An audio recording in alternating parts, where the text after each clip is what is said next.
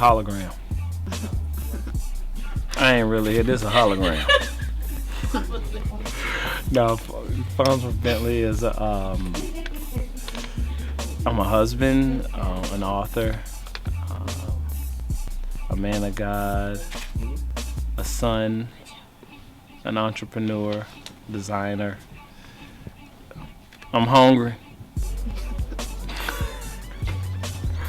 He's a comedian as well. Yeah. Okay.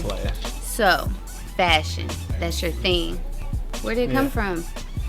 It's funny. I think, I guess the short version would be there was this clothing line that came out when I was in middle school, and it was called Skids, and they were basically like a crash between hammer pants and pajamas. So they were ridiculous, but they were so cool and you had to have them. That particular Christmas, my parents gave my younger brother and I the same amount of money, and I don't know what they gave him the same amount of money as they gave me. But anyway, so I went and spent all my money on Skids.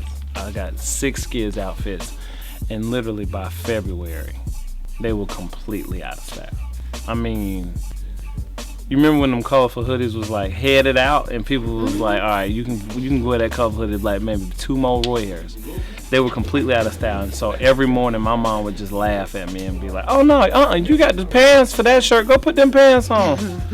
So that's when my father sat me down with Alan Fluster's book, who endorsed my book, Advance Your Swagger, and GQ magazine, and just talking about my great-grandfather, who I truly do believe was the most elegant man ever walked the planet. And that was the day I just started dressing classic and timeless. You know, I still have garments that I have literally had for over almost 20 years now that I can still wear because they haven't gone out of style. So I think that elegance is something that as a people we have always been. And I just don't think sometimes we don't really recognize that that's really a part of our history. You look at any of those images of the Harlem Renaissance, and you know, so you're seeing Satchel Paige and Joe Louis and Langston Hughes and Duke Ellington. These are elegant men, and a lot of times I don't know if we're really taught that's a part of our history. So I won't really say I'm doing something so much as new, but really just lifting up the banner of some of those elegant greats, if you will. Advice would you give to the younger generation that's coming up that doesn't necessarily know about the greats or just plain, they don't honor them anymore? If you don't know your story, you can always repeat some of the problems that you've dealt with. But if I just had to talk to young people in general, I think that all of the young people out there, have a dream or a goal or some short-term, things on their agenda and goals that they want to achieve in life. And the one thing I think we all understand is that we need to network and say, well, how do I network and how do I get out there? And one of the things I've really found through life is, when you have this vertical relationship together, the horizontal ones really do fall into place. And so I've always found that when I've quieted myself and really humbled myself to develop this relationship, before I know it, people that I need to meet or want to meet end up just being in front of me.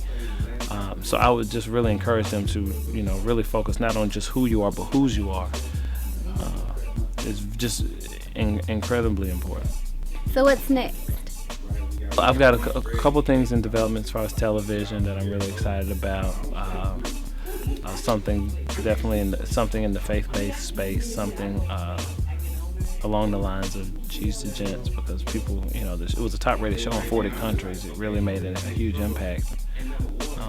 My mother and I developed a curriculum based on the teachings of the show in my book that we piloted last fall at Spelman College and at Mississippi Valley State, and it did really well. So it's called The Competitive Advantage.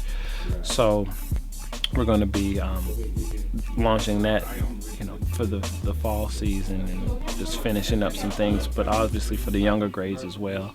I have a footwear collaboration with Gregory's, so go to gregorys.com and check out the slippers. Are these your slippers? These are a pair of them. The other ones that'll be in the stores have my logo on them. Thank you. You have them for women?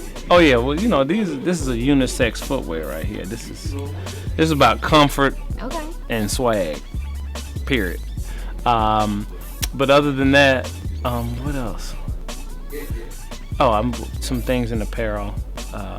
I've got these dress shirts that are really amazing. I've been working on them for a long time.